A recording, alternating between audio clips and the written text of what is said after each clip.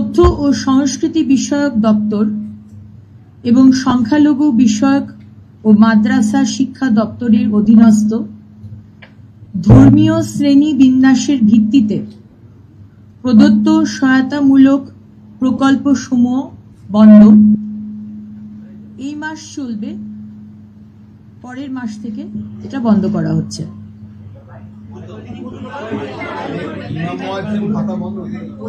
Details notification দেওয়া হবে, আপনারা তখন জানতে পেরে যাবেন।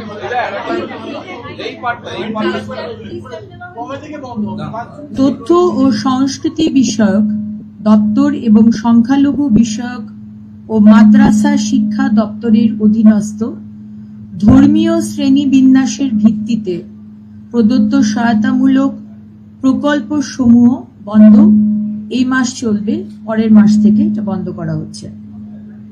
ডিটেলস নোটিফিকেশন দেওয়া হবে, আপনারা জানতে পারবেন। একটা আওয়াজ হচ্ছে। নেক্সট হচ্ছে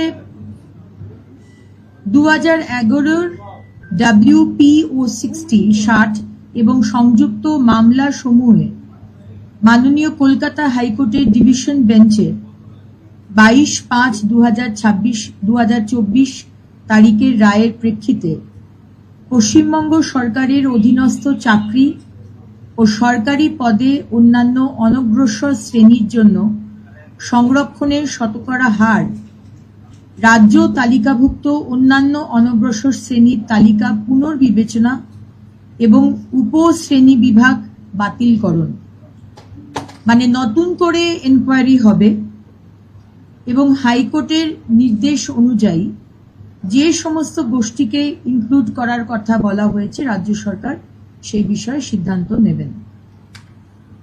এই কটি বিষয় আপনাদের বলা ছিল।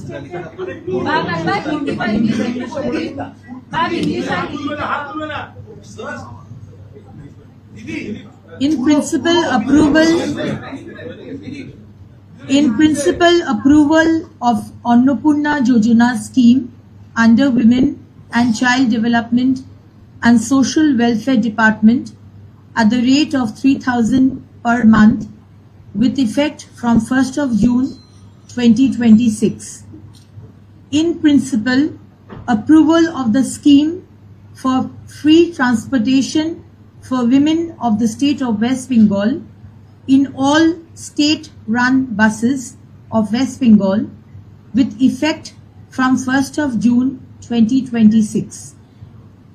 Constitution of 7th State Pay Commission for revision of pay structure of state government employees and employees of statutory bodies, boards, corporations, local bodies, educational institutions, etc.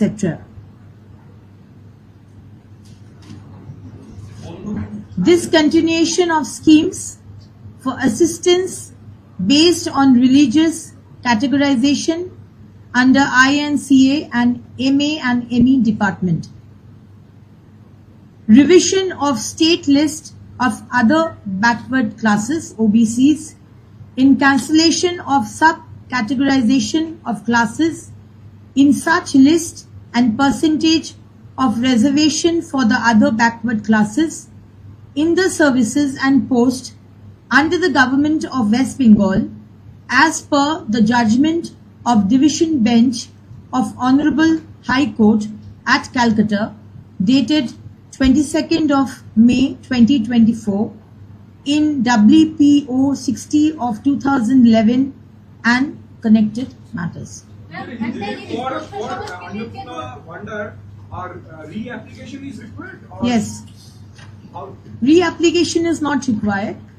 যারা যারা লক্ষ্মীর ভান্ডার পেতেন তাদেরই নাম আবার করে অন্নপূর্ণার ভান্ডার জাস্ট নামগুলো ট্রান্সফার হয়ে যাবে এই স্কিমে। না, ডাইরেক্ট ব্যাংক ট্রান্সফার হবে এবং যারা পাননি আমরা খুব শীঘ্রই একটি পোর্টাল শুরু করতে চলেছি, সেখানে তারা যারা পাননি এতদিন তারা অ্যাপ্লাই করবে।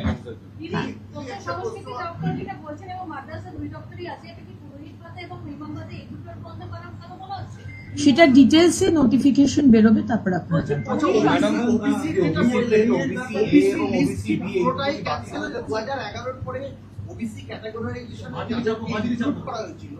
সেই লিস্টটা তো হাইকোর্ট বলেছিল পুরোটাই ক্যান্সেল করে নতুন করে এনকোয়ারি কমিশন বসিয়ে তৈরি করতে। সেইটাই কি করা হলো? পুরো লিস্টটাই কি ক্যান্সেল করা হলো? না, তারপরে তো আজকে হাইকোর্টের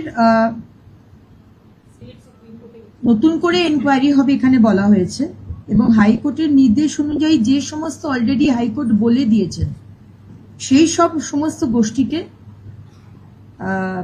রাজ্য সরকার সিদ্ধান্ত নেবে এবং তাদেরকেই আবার ইনক্লুড করবে। ডিটেলস যাচ্ছে না।